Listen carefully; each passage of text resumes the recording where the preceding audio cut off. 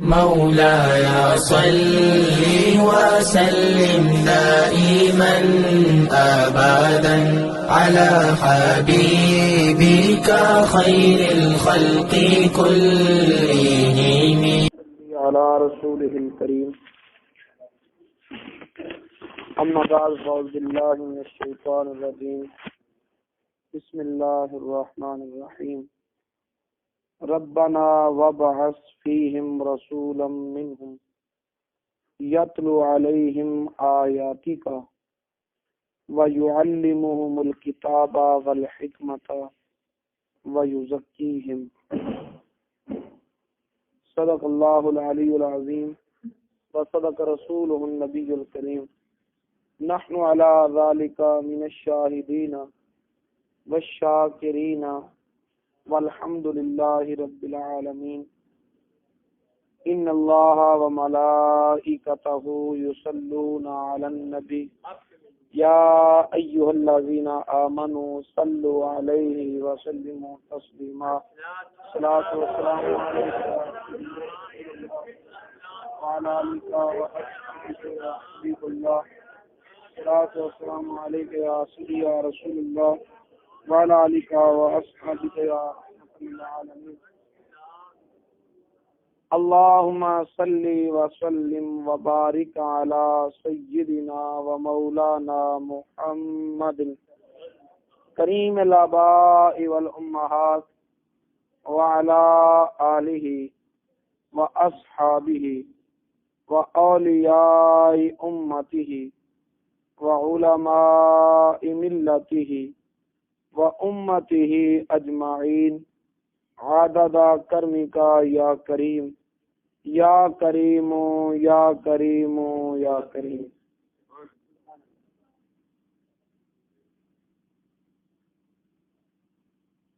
چمک تجھ سے پاتے ہیں سب پانے والے، میرا دل بھی چمکا دے چمکانے والے.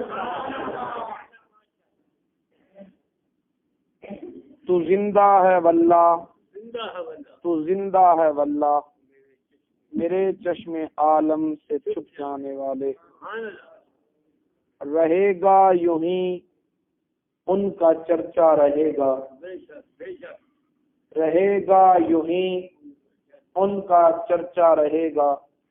پڑے خاک جل جائیں جل جانے والے، چمک تجھ سے پاتے ہیں سب پانے والے، میرا دل بھی چمکا بھی چمکانے.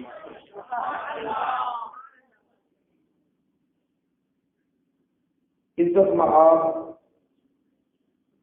حضرت علامہ مولانا قاری محمد اقبال رضوی صاحب، اہل محبت، ارباب علم و دانش،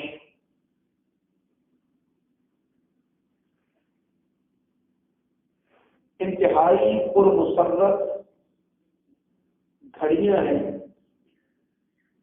جب کہ ہم لجپال مدنی آقا کریم کی محفل سجا کے بیٹھے.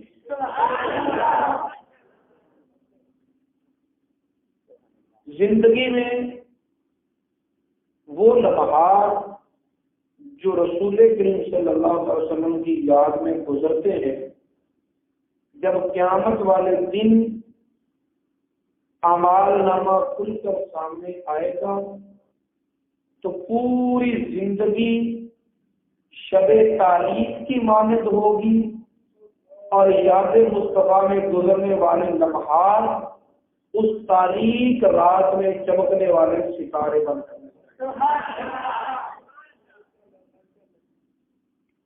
تب ہمیں احساس ہوگا کہ یہ جو تھوڑا تھوڑا ٹائم ہم یاد مصطفیٰ میں گزارتے رہے، یہ کتنا قیمتی ہے. دن بھر جلوس کی شرکت، نعروں کی پکار، آمد مصطفیٰ مرحبا مرحبا کی صدائیں، چہرہ بددعا مرحبا مرحبا کی گونج، پھر گلیوں کو سجانا، یہ رنگینیاں، یہ بہاریں، مجھے آپ لوگوں کی اس تمام محنت اور محنت کے پیچھے آپ کے وجود میں وہ دن بھر کی تھکاوٹ، اس کا پورا احساس ہے، اور دل مچل رہا ہے کہ پچھلی رات بھی آپ لوگ جاگتے رہے، گلیاں سجاتے رہے، بازار سجاتے رہے، سارا دن جلوس میں بھی آپ لوگوں نے شرکت کی، اور اب بھی آنکھوں میں رونق ہے، چہروں پہ مسرت ہے۔ سبحان اللہ! اسی کا نام محبت ہے، اسی کا نام عشق ہے، اسی کا نام وارفتگی ہے، اور یہی چیز دو جہانوں کی کامیابی کا باعث ہے، قیامت میں فوز و فلاح کا ذریعہ ہے۔ تو حاضرین محترم، گفتگو کو مختصر کروں گا۔ آپ کو میں وادی مکہ میں لے جانا چاہوں گا، اور ہزاروں سال پیچھے ایک منظر تاریخ نے دیا تھا،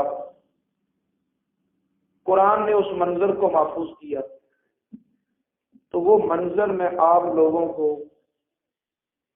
قرآن کے آئینے میں دکھانا چاہوں گا۔ اللہ کا خلیل ہے،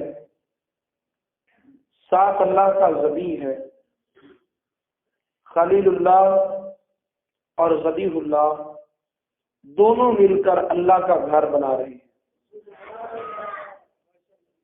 تعمیر کعبہ کر رہے ہیں۔ تعمیر کرتے کرتے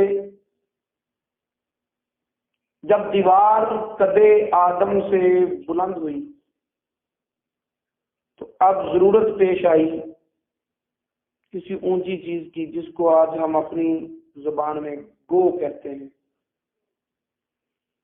تو اللہ رب العزت نے اس کا انتظام کیا کیا؟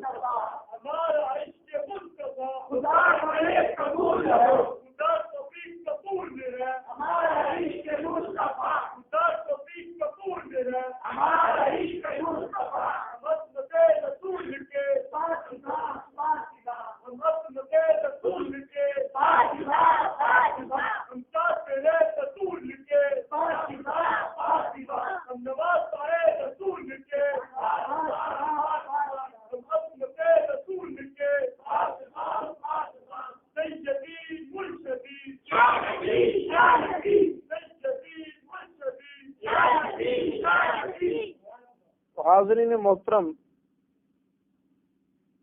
ایک پتھر ہے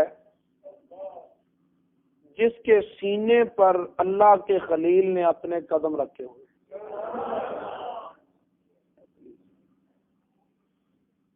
اب جیسے جیسے دیوار اونچی ہوتی جا رہی ہے، ویسے ویسے وہ پتھر زمین سے اٹھ کر فضا میں بلند ہوتا جا رہا ہے۔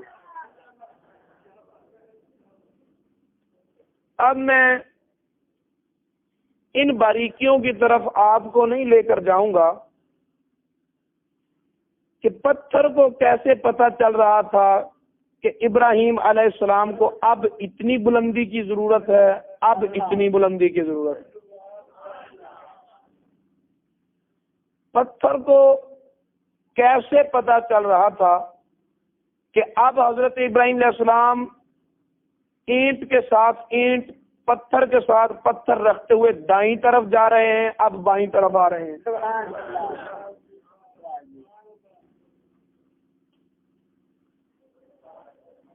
لیکن اتنا ضرور تھا کہ وہ پتھر قدرت کا کرشمہ بنا ہوا تھا، اور معمار کو جس چیز کی ضرورت ہوتی ہے اس ضرورت کو پورا کر رہا تھا۔ کرتے کرتے اللہ تعالیٰ کا یہ گھر تعمیر کے اعتبار سے مکمل ہوا۔ اب حضرت ابراہیم علیہ السلام نے رب تعالیٰ کی بارگاہ میں اپنی جھولی پھیلا دی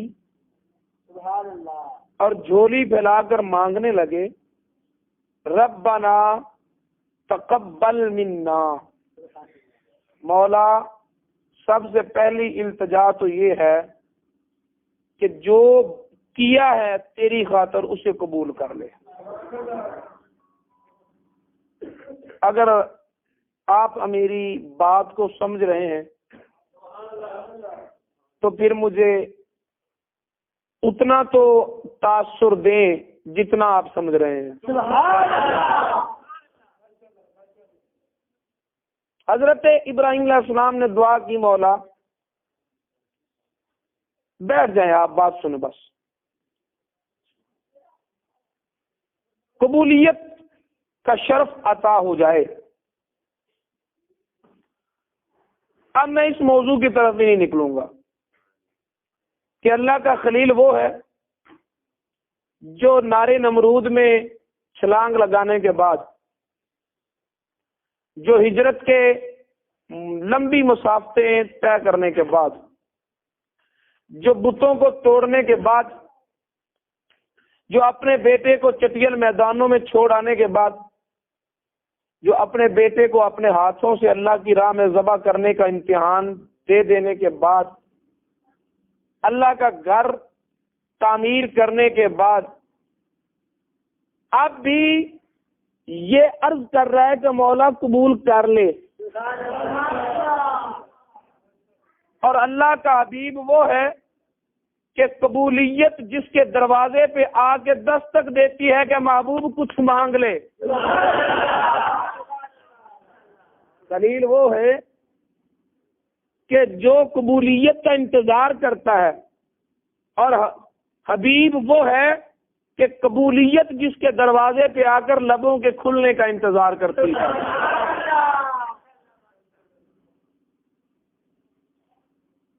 دوسری بات پھر مانگی، ربنا آرنا مناسکنا، اے مولا جو حج تو نے ہم پر فرض کیا ہے ہمیں اس حج کے ارکان بھی سکھا دے۔ اب اس کے بعد حضرت ابراہیم علیہ السلام نے پھر دعا مانگی، ربنا واجعلنا مسلمین لک، اے مولا ہم دونوں کو ہمیشہ ہمیشہ اپنی بارگاہ میں جھکنے والا ہی بنائے رکھنا۔ لیکن ابھی دعاؤں کا سلسلہ ختم نہیں ہوا، ابھی دعاؤں کا سلسلہ ختم نہیں ہوا۔ پھر مانگتے ہیں ربنا وابعث فیہم رسولا، ہم دونوں کو مسلمان بنائے رکھنا، اور ہماری اولاد میں سے ایک گروہ ایسا بھی رہے کہ جو ہر حال میں تیرا ہی رہے۔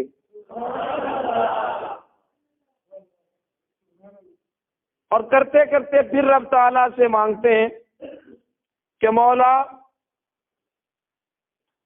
پھر میری اس اولاد میں اپنا وہ رسول بھی بھیج دے۔ ربنا وابعث فیہم رسولا، مولا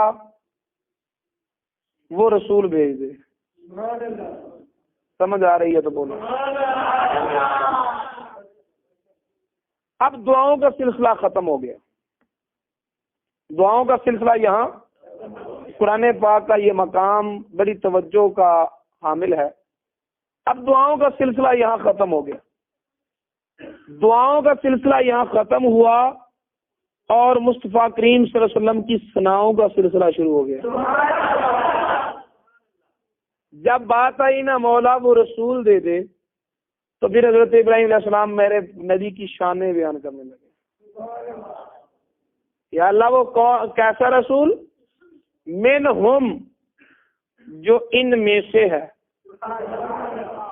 جو ان منہم کی تفسیر خود دوسری جگہ پر قرآن پاک میں بھی ہے کہ من انفسہم. منہم کی تفسیر کیا ہے؟ من انفسہم، جو ان کے انفس سے ہو.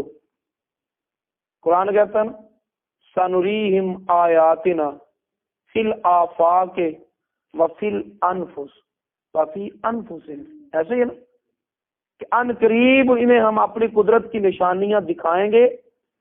ظاہری جہان میں بھی ہماری قدرت کی نشانیاں ہوں گی اور اگر ذرا اپنے باطن میں جھانکیں گے تو وہاں بھی میری قدرت کی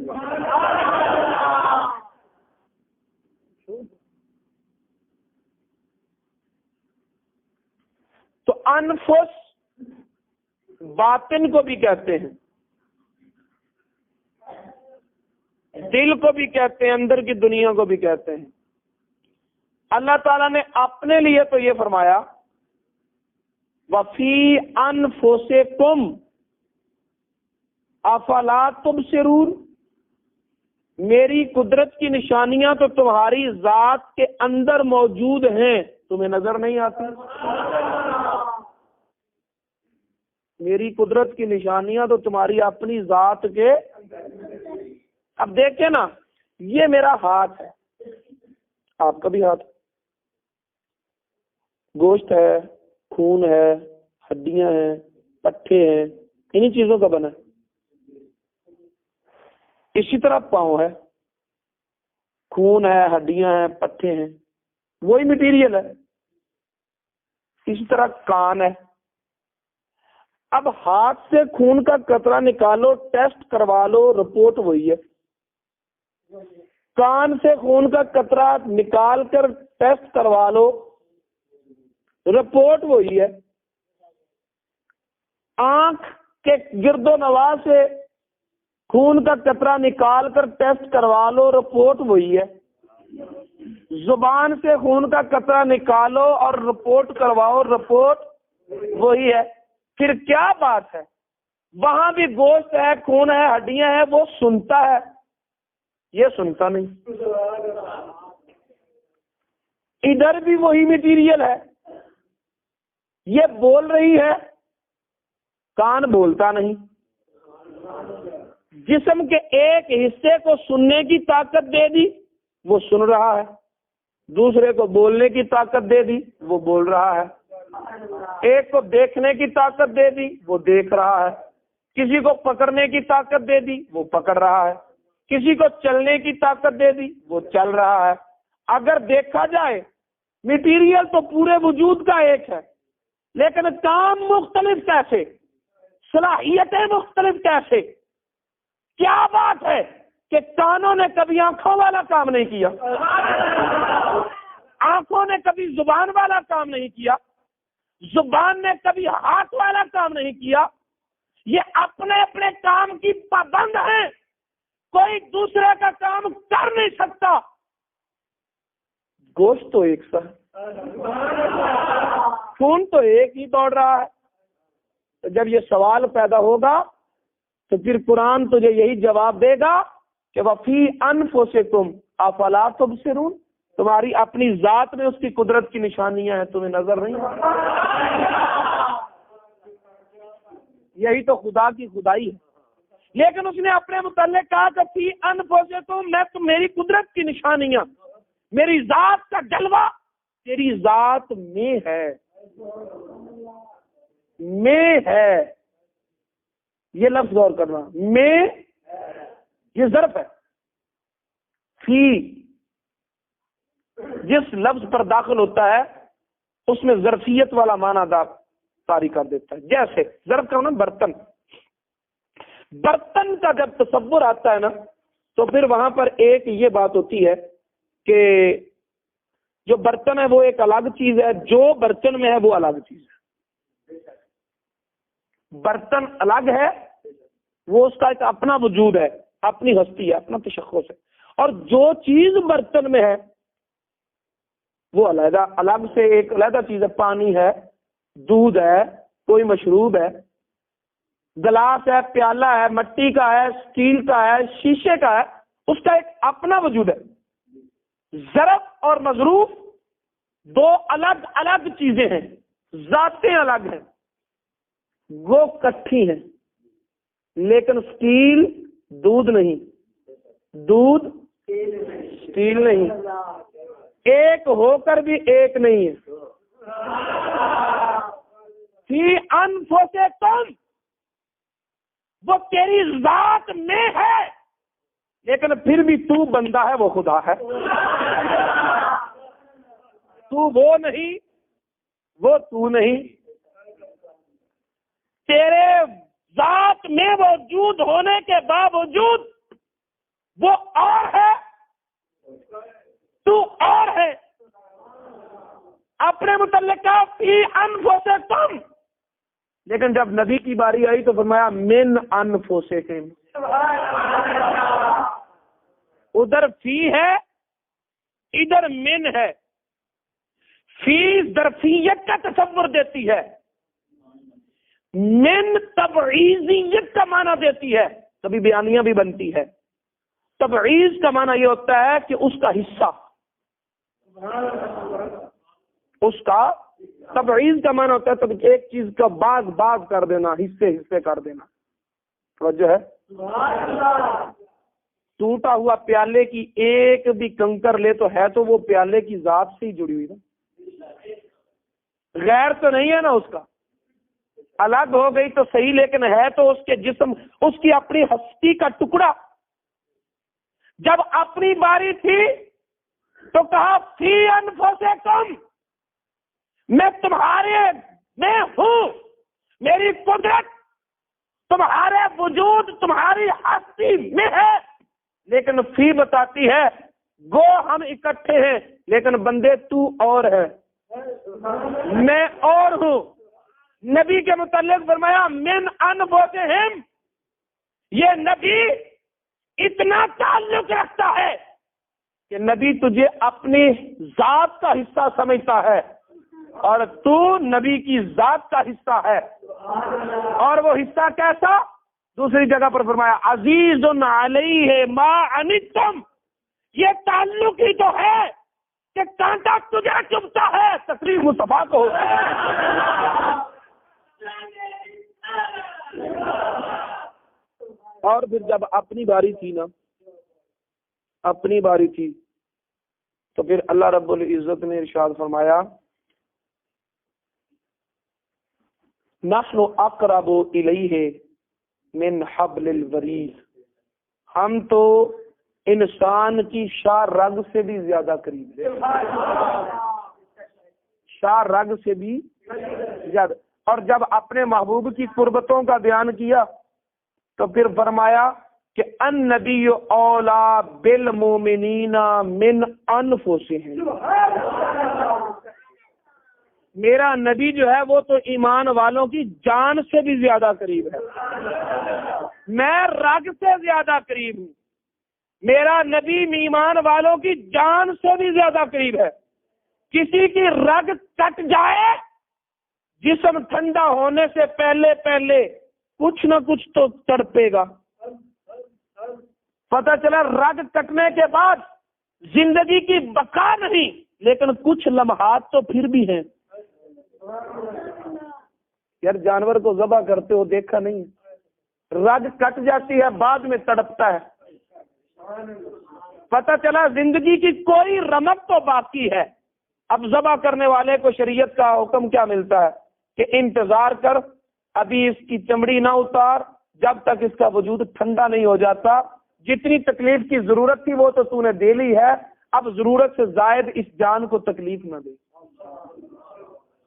یہ مسئلہ کسائی حضرات جو ہے نا وہ یاد رکھیں، جو ادھر چھری پھیرتے ہیں ادھر کھال اتارنے شروع کر دیتے ہیں، یہ جائز نہیں ہے، یہ ظلم ہے۔ خیر میں اس وقت اس موضوع کی طرف نہیں ہوں، بتانا یہ چاہتا ہوں کہ جب شاہ رگ کٹ گئی اس کے بعد ایک زندگی کا دوام اور تسلسل نہ صحیح، لیکن حیات کی زندگی کی کوئی رمق تو باقی ہے، لیکن جب جان نکل جائے پھر تو کوئی رمق باقی نہیں رہتی۔ فرمایا میں رگ سے زیادہ قریب ہوں، اگر میرے سے میری نافرمانی کر کے مجرم بنو گے، میرے تعلق کو توڑ لو گے، پھر توبہ کا دروازہ مدینے میں کھلا ہے جو اس تعلق کو پھر جوڑ سکتا ہے، لیکن اگر مصطفیٰ سے تعلق ٹوٹا تو توبہ کے دروازے بند ہو گئے، کوئی زندگی کی بات نہیں۔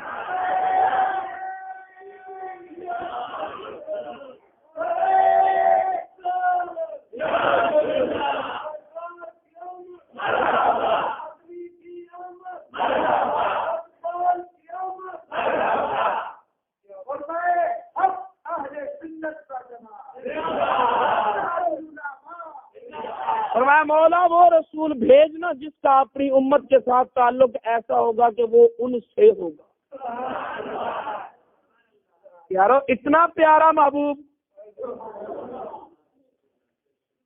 منہم جس کی ایک شان تو یہ ہے کہ وہ ان میں سے ہے۔ یہ نبی کی ہمدردی کو بیان کرنا مقصود ہے اس میں یہ مطلب نہیں ہے کہ جیسے ہم ہیں ویسے وہ ہے، نہیں نہیں، اس کی محبت کا یہ عالم ہے کہ وہ اپنی امت کو اپنے وجود کا حصہ سمجھتا ہے۔ قرآن کہتا ہے عزیز علیہ ما عنتم حریص علیکم بالمؤمنین رؤوف الرحیم، اور دوسری اس کی شان یہ ہے کہ یتلو علیہم آیاتک، وہ اپنی امت پر ان بندوں پر تیری آیتیں تلاوت کرے گا۔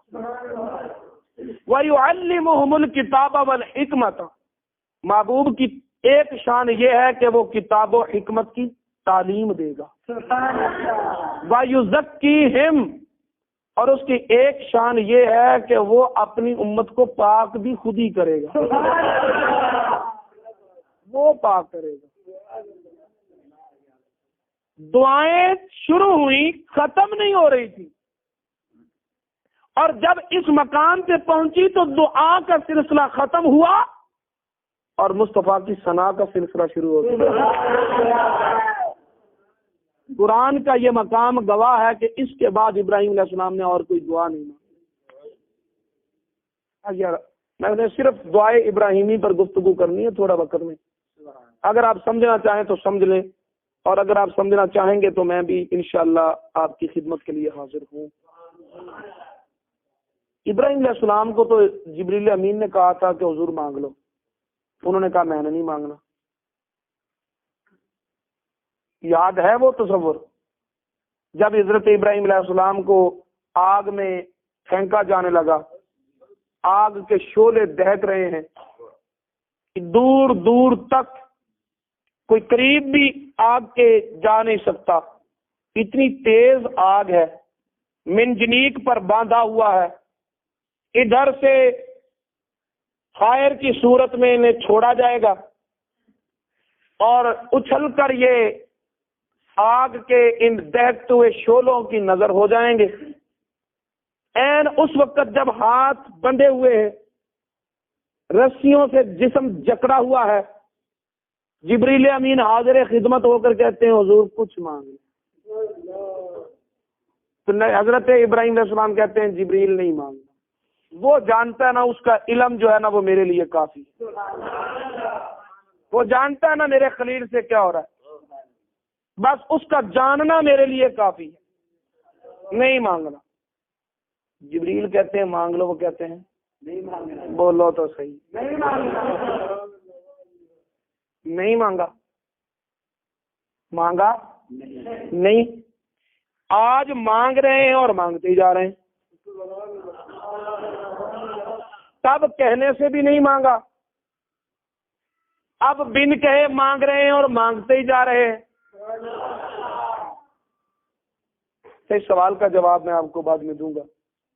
لیکن ایک اور بات پر غور کریں کہ حضرت ابراہیم علیہ السلام نے پہلے مانگا ربنا تقبل منا، پھر مانگا وتب علینا، پھر مانگا وارنا مناسکنا، پھر مانگا وجعلنا مسلمین لک، پھر کہا کہ میری اولاد میں سے ہدایت پر ثابت قدم رہنے والا گروہ بھی ہو.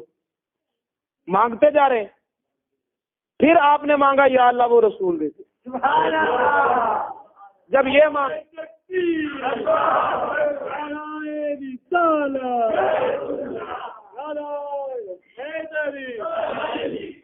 جب یہ مانگا اس کے بعد کچھ نہیں مانگا، اس کے بعد کچھ نہیں مانگا. عالم تصور و تخیل میں ایک سوال پیدا ہوا کہ حضور آپ نے پہلے سوال کے بعد دوسرا، دوسرے کے بعد تیسرا، تیسرے کے بعد چوتھا، کیا اب آپ کو اللہ تعالیٰ کے خزانوں میں کوئی نعمت نظر نہیں آ رہی؟ اچانک دعاؤں کا سلسلہ روک کیوں دیا؟ تو وجدان میں یہی جواب آیا کہ جب پہلے مانگا تو میرے دامنے طلب میں وسعت بھی تھی اور اس کی نعمتیں نظر بھی آ رہی تھی، اس کے خزانوں کی کشائش بھی نظر آ رہی تھی. جب دوسری بار مانگا تو تب بھی میرے دامنے طلب میں جگہ باقی تھی، اس کے خزانوں میں وسعت بھی تھی. مانگتا گیا. جب میں نے اس سے مصطفیٰ کو مانگ لیا، نہ میرے دامنے طلب میں وسعت گنجائش رہ گئی، نہ اس کے خزانوں میں اس سے بڑا کوئی حسین پھول نظر آتا.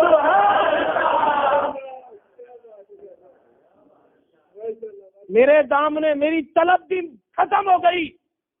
مل گئے مصطفیٰ، مل گئے مصطفیٰ. اور کیا چاہیے؟ جب میں نے خدا سے مصطفیٰ کو مانگ لیا تو نہ اب میری طلب باقی ہے اور نہ خدا کے خزانوں میں اس سے بڑی کوئی نعمت باقی. تو مانگوں کیا؟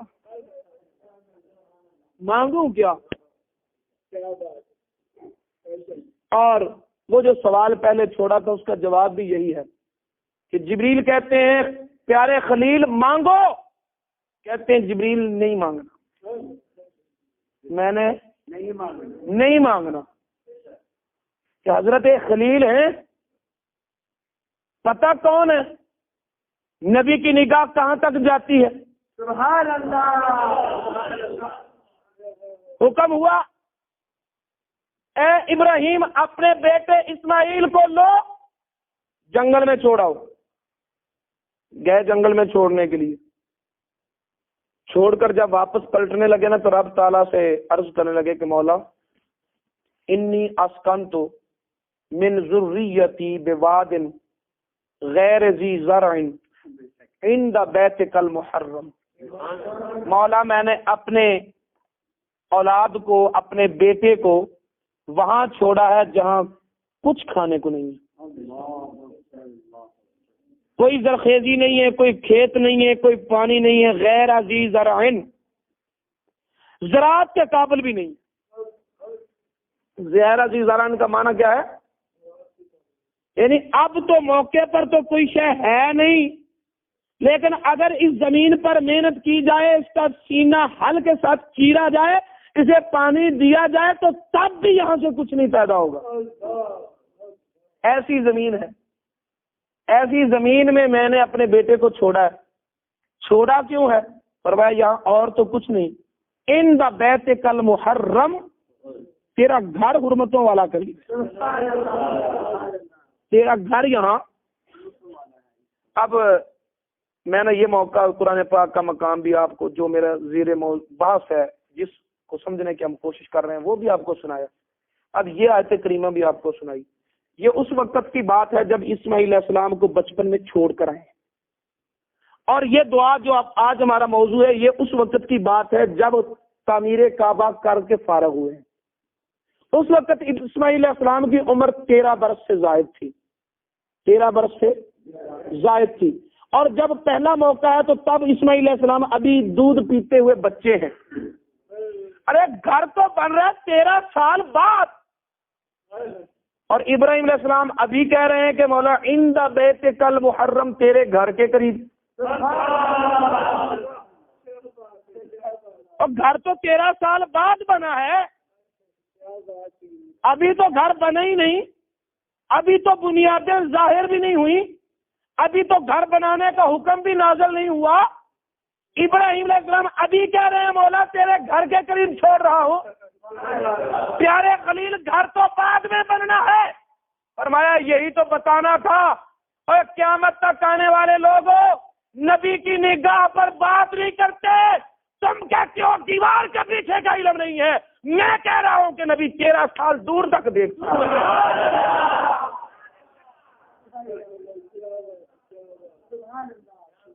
13 سال بعد جو بننا تھا ابراہیم علیہ السلام پہلے کہہ رہے ہیں عند بیتک المحرم. یہ آیت قرآن میں ہے, بولو تو قرآن میں ہے. اگر قرآن میں ہے تو پھر اپنا نظریہ اس سے غلط نہ کرنا. جب قرآن یہ کہہ رہا ہے کہ خلیل 13 سال پہلے بتا رہے کہ مولا یہاں تیرا گھر بنے گا, تو پھر یہ کہنا چھوڑ دو کہ دیوار کے پیچھے کا علم نہیں ہے. پھر مان لو کہ دیوار تو چشائی کوئی نہیں ہے, صدیوں آگے بھی دیکھتے ہیں. میرا یہ موضوع نہیں, ورنہ میں بخاری کی حدیث بھی آپ کو سناتا. میں تو صرف اتنا سنانا چاہتا ہوں, صرف اتنا بتانا چاہتا ہوں کہ حضرت جبریل علیہ السلام حضرت خلیل کو کہہ رہے ہیں مانگو, تو ابراہیم علیہ السلام نے کیوں نہیں مانگا تھا؟ وہ اس وقت کو دیکھ رہے تھے, ابراہیم علیہ السلام آگے دیکھ رہے تھے. ابراہیم علیہ السلام آگے دیکھ رہے تھے. کہنے لگے جبریل اب کیوں مانگوں, ابھی وہ آزما لے نا جتنا آزمانا ہے. جب میری زندگی کے آخری دن ہوں گے نا, سفید داڑھی ہوگی, اس کے امتحان پورے ہو چکے ہوں گے, تب مانگوں گا. عرض کروں گا کہ مولا پوری زندگی میں تجھ سے کبھی کچھ نہیں مانگا, پوری زندگی میں کچھ نہیں مانگا, جتنی جتنی آزمائشیں آئی میں نے کچھ نہیں مانگا.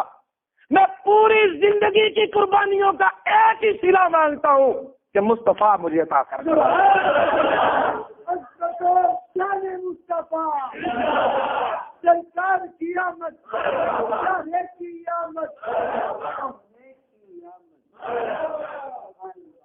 مولا ساری زندگی کا ایک ہی صلہ مانگ رہا ہوں کہ مجھے اپنا پیارا یار عطا فرما. ربنا وابعث فیہم رسولا, یا اللہ بھیج دے وہ رسول, یا اللہ بھیج دے وہ رسول. پیارے خلیل رسول تو آپ بھی ہیں, حضرت ابراہیم علیہ السلام بھی رسول ہے, آپ پر بھی صحیفے نازل ہوئے ہیں. رسول تو آپ بھی ہیں, خود رسول ہو کر کس رسول کو مانگ رہے ہو؟ خود رسول ہو کر کس رسول کو مانگ رہے ہو؟ تو جواب یہی ملتا ہے کہ ابھی بزم ہستی سجی نہ تھی, ابھی وجود آدم بنا نہ تھا, ابھی کائنات بکھری نہ تھی. اس وقت اللہ تعالیٰ نے ہم نبیوں کو اکٹھا کر کے ایک رسول کا تعارف کروایا تھا, ایک رسول کا دیدار کروایا تھا. وہ عالم ارباب تھا, یہ عالم دنیا ہے. وہ جہان اور تھا, یہ جہان اور ہے. اس جہان کی فضا اور تھی, اصول ضابطے دستور اور تھے. اس جہان کا نظام اور نسق اور ہے. بدل گئے ہیں, جہان بدل گیا ہے, کیفیتیں بدل گئی ہیں, حالات بدل گئے ہیں, لیکن محبت مصطفیٰ کا جو جام پیا تھا تو اس کی طرف جو کل نصیب ہوئی تھی آج بھی عشق کی طرف اسی طرح چل رہی.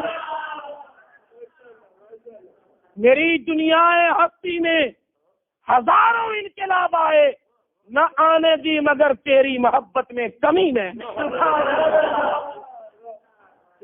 جہان بدل گیا ہے, لیکن محبت نہیں بدلی، عشق نہیں بدلا، آج بھی یہی طرف ہے کہ مولا ایک مرتبہ پھر سے دیدار ہو۔ یا مولا وہ آ جائے، وہ آ جائے۔ ابراہیم اللہ کا خلیل ہو پھر بھی اس کی تمنا کرے، یوسف جیسا حسین و جمیل ہو پھر بھی اس کی تمنا کرے، تو پھر دیکھ تو صحیح۔ ہمیں کہتے ہو جھنڈیاں کیوں لگاتے ہو، پیسہ ضائع کرتے ہو، وقت ضائع کرتے ہو، تمہیں کیا پتا تمہارا وقت دنیا کے جھوٹے بتوں کے لیے صرف ہوتا ہے، ہماری محبتیں بازار مصطفیٰ پہ نشاور ہو۔ تم تو کچھ ضائع نہیں کرتے نا۔ میں کسی پر طنز کرنے کا عادی نہیں ہوں، لیکن حقیقت ہے محبت کی چوٹ تو لگتی ہے ہر ایک کے دل پر، ضرب کے فرق سے آواز بدل جاتی ہے۔ محبت کی چوٹ تو ہر دل پہ لگتی ہے، لیکن برتن کے بدلنے سے آواز بدلتی ہے۔ اگر پلیٹ پر ضرب لگاؤ تو آواز تو آتی ہے، لیکن کچھ اور طرح کی، گلاس پہ جو آواز ذرا اور طرح کی ہوتی ہے۔ اسی طرح برتن بدلتا جائے گا، آواز ضرب ایک ہوگی، آواز بدلتی ہوگی۔ تمہیں محبت ہوتی ہے تو دنیا کے کتوں سے ہوتی ہے، ہمیں محبت ہوتی ہے تو مدینے کی صدا۔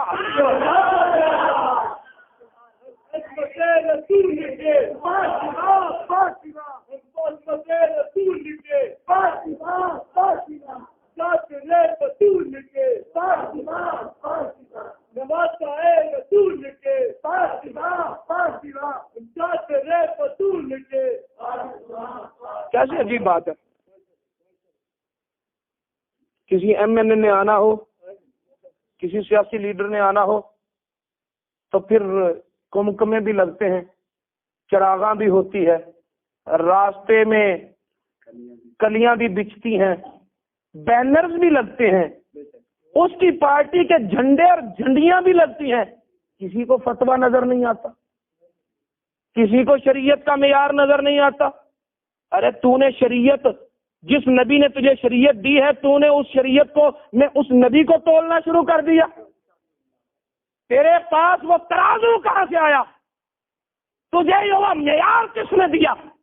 تجھے یہ اختیار کس نے دیا کہ تو عظمت مصطفیٰ کو اپنی اس عقل میں تولے، جس عقل کی کوئی وقت ہی نہیں ہے۔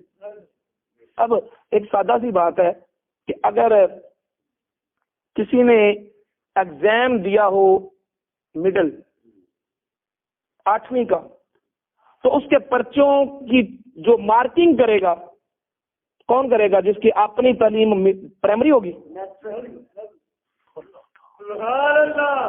کسی نے میں نے امتحان دیا میٹرک کا 10ویں کا، تو میرے پیپر جو ہے وہ مارکنگ کرنے کے لیے بھیج دیے گئے اس کے پاس جس کی اپنی تعلیم مڈل تھی، وہ بھی انڈر مڈل۔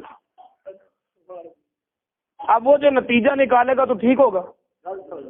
بولو تو کسی کو تسلیم ہوگا؟ کیوں؟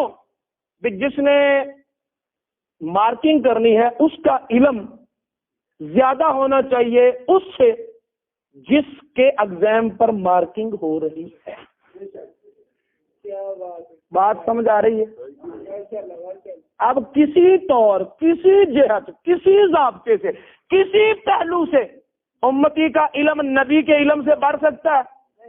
تو پھر امتی تجھے شرم نہیں آتی اپنے تھوڑے سے علم میں اتنی بڑی ذات کو تول رہا ہے؟ تیرا علم تو بنتا ہی مصطفیٰ کے قدموں کی ٹھوکر سے ہے۔ تیرے علم کی حقیقت کیا ہے؟ کملی والے محبوب نے کیسے پیا ویسے پینا، اگر تجھے معلوم ہے تو یہ تیرے لیے علم ہے۔ کملی والے محبوب کیسے چلتے تھے، اگر اس چلنے کا علم تجھے حاصل ہے تو یہ تیرے لیے علم ہے۔ کملی والے محبوب کیسے سوتے تھے، اگر اس حیت کا تجھے خبر ہے تو اس خبر، یہ خبر تیرے لیے علم ہے، پتہ چلا مصطفیٰ قدم اٹھائیں تیرا علم بنے، مصطفیٰ سوئیں تیرا علم بنے، مصطفیٰ چلے تیرا علم بنے۔ ارے تیرا علم مصطفیٰ کی ٹھوکروں کا محتاج، تو اس علم میں مصطفیٰ کو تولتا۔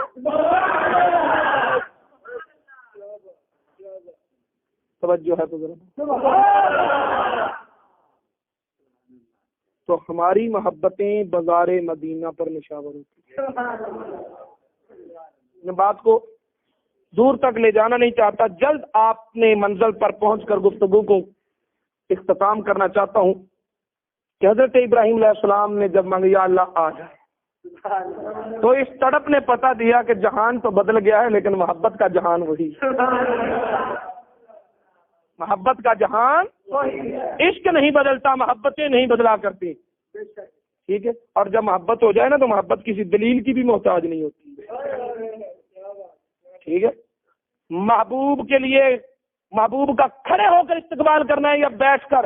کیا کبھی کسی عاشق نے کسی سے پوچھا ہے کہ ہاں محبوب کا کیسے استقبال کرنا ہے؟ محبوب کو راضی کرنے کے لیے میں نے پہاڑ میں نہر کھودنی ہے، تو کیا وہ فرحات کسی مفتی سے پوچھنے گیا تھا کہ اب کھودوں کہ نہ کھودوں یا کیسے کھودوں؟ وقت ضائع تو نہیں ہوگا، جائز ہوگا ناجائز ہوگا؟ اور جائز ناجائز رہے تیرے پاس، ہمیں تو صرف یار کی رضا سے چاہیے۔ محبت دلائل کی محتاج نہیں ہوتی، تم اپنی دلیلیں رکھو اپنے پاس، ہمیں تو کام ہے یار کی رضا سے۔ اور اتنے بڑے پارسا وہ بھی نہیں ہے، اللہ تعالیٰ نے بنایا ہے نا تو اس نے انسان کا نام انسان اسی لیے رکھا ہے کہ لفظ انسان انس سے بنا ہے، انس کا معنی محبت ہے، انسان کی فطرت میں محبت ہے، محبت تو ہر ایک کو ہوتی ہے۔ جب انہیں ہوتی ہے ان سے پوچھ لو کہ جب تمہیں محبت تھی تم اپنے محبوب کے لیے کیا کیا کرتے تھے؟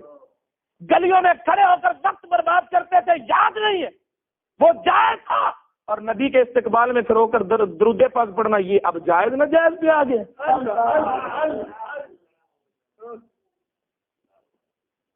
خیر، جو شریعت نے جائز ضابطہ دیا اس ضابطے سے میں آپ کو ہٹا نہیں رہا ہوں، لیکن بتا یہ رہا ہوں کہ نبی سے تعلق محبت والا، نبی سے تعلق، اور شریعت تو نبی کے پیغام کا نام ہے نا۔ اب محبت ہو جس سے اس کے منہ سے بات نکلنی چاہیے، عاشق پورا کرنے کے لیے پہلے بے قرار ہوتا ہے۔ ارے شریعت تو وہ بات ہے جو ہمارے محبوب نے کہی تھی، اب اس بات کو پورا ضرور کرنا ہے کیونکہ محبوب کا حکم ہے، لیکن اس بات میں اس ذات کو نہیں تولنا، اس ذات سے اس بات کو لینا، بس اتنا فرق ہے۔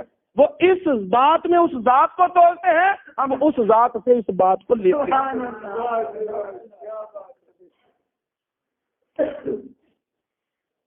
جہان نہیں بدلا۔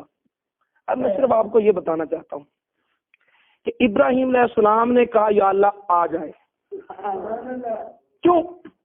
اس لیے کہ اس سے پہلے اللہ تعالیٰ نے کہا تھا کہ اے پیارے خلیل اور نبیوں کی جماعت وہ آئے گا، وہ آئے گا، ثم جاءکم، پھر وہ تمہارے پاس آئے گا رسول۔ اللہ تعالیٰ نے کہا تھا آئے گا، ابراہیم علیہ السلام کہہ رہے ہیں یا اللہ آ جائے، یا اللہ آ جائے۔ آج ہم کہہ رہے ہیں آ گیا وہ نور والا جس کا سارا، ہمیں کہتے ہو آمد مصطفیٰ کا میلاد منانا، جشن کرنا ناجائز ہے، بدعت ہے۔ ارے وقت کے حساب سے، وقت کے تقاضے سے جملہ مختلف تھا، ورنہ دیکھو تو صحیح، خدا کہہ رہا ہے آئے گا، ابراہیم علیہ السلام کہہ رہے ہیں یا اللہ آ جائے، ہم کہہ رہے ہیں کہ آ گیا، صرف جملے کا فرق ہے، بات تو آمد مصطفیٰ کی ہو رہی ہے۔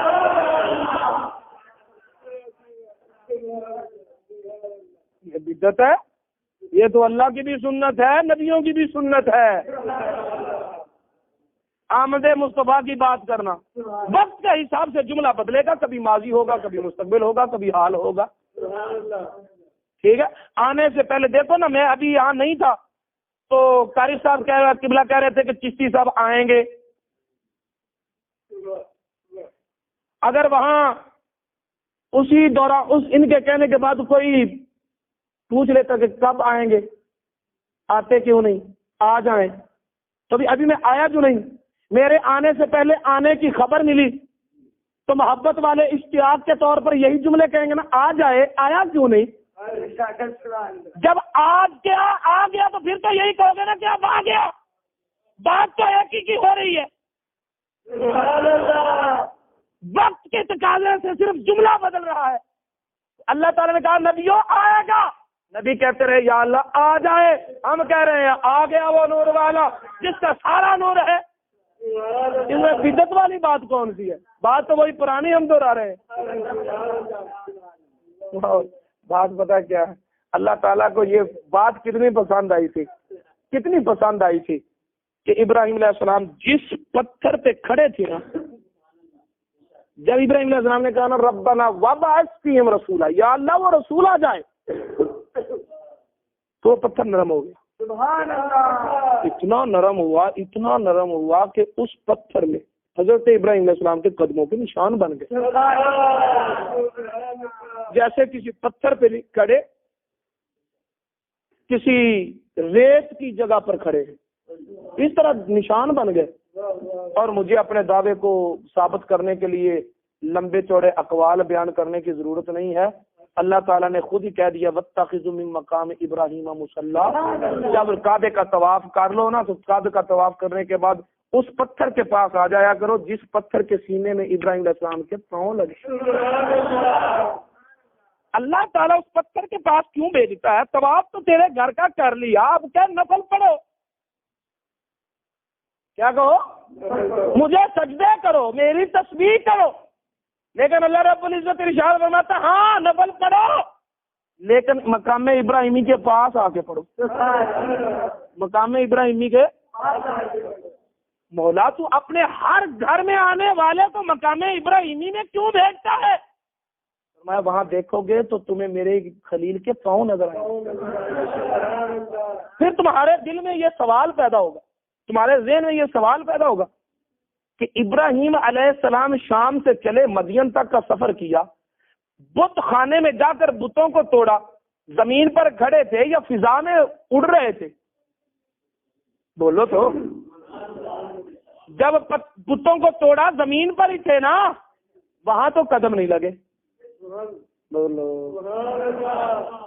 جب اپنے بیٹے کو ذبح کر رہے ہیں, تھوڑا امتحان ہے, وہاں تو قدم نہیں لگے.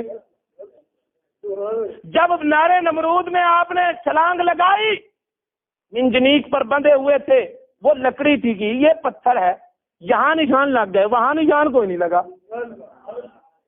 زندگی اتنی گزر گئی, کتنی جگہوں پہ ٹھہرے, کتنی جگہوں پہ رکے, کتنی جگہوں پہ قیام کیا, کتنی جگہوں پہ سفر میں رہے, کہیں کوئی قدم کا نشان نہیں.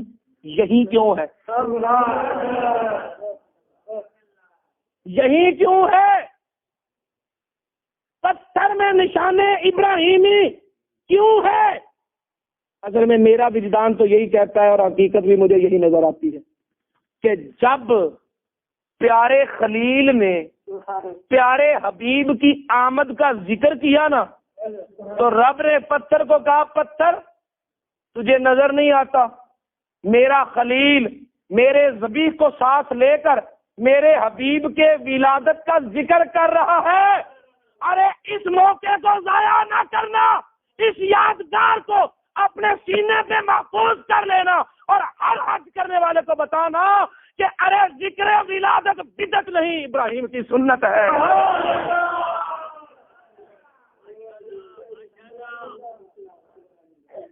ذکر ولادت کرنا بدعت نہیں, ابراہیم علیہ السلام کی سنت ہے. یہ پتھر تب پگھلا جب نبی کا نام سنا, رب نے حکم دیا نرم پر جا, تاکہ تیرے سینے میں میرے خلیل کی یادگار قائم ہو جائے, قیامت تک لوگوں کو پتہ چل جائے کہ میرے خلیل نے حبیب کی ولادت کا ذکر کیا تھا, آنے کا ذکر کیا تھا. یادگار کو سینے میں محفوظ کر لے. ارے ذکر مصطفیٰ تیری شیرینی کو سلام، ذکر مصطفیٰ تیری مٹھاس کو سلام، ذکر مصطفیٰ تیری چاہت کو سلام، ذکر مصطفیٰ تیری عظمت کو سلام. پتھر نے سنا وہ بھی نرم پڑ گیا. یہ سینوں میں کیسے دل لیے پھرتے ہیں، وہ تو پتھر ہو کے نرم پڑ گیا، یہ دل ہو کر نرم نہیں پڑ گیا.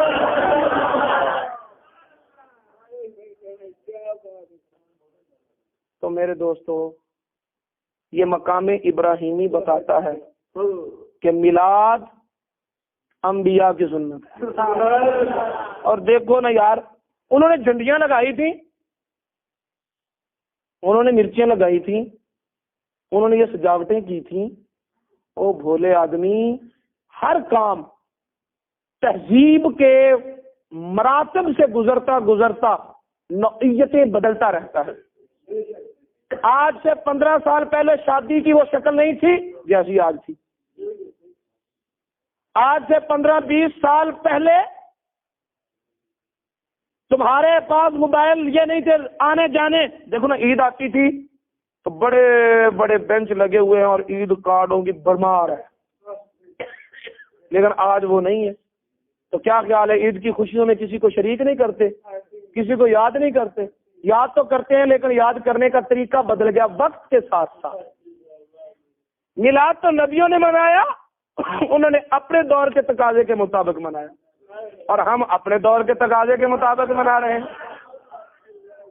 گلیاں سجا رہے ہیں، بازار سجا رہے ہیں، محلے سجا رہے ہیں، جگہ جگہ پر دھوم مچا رہے ہیں کہ آ گیا وہ نور والا، آ گیا وہ نور والا جس کا سارا، آ گیا وہ نور والا جس کا سارا نور ہے.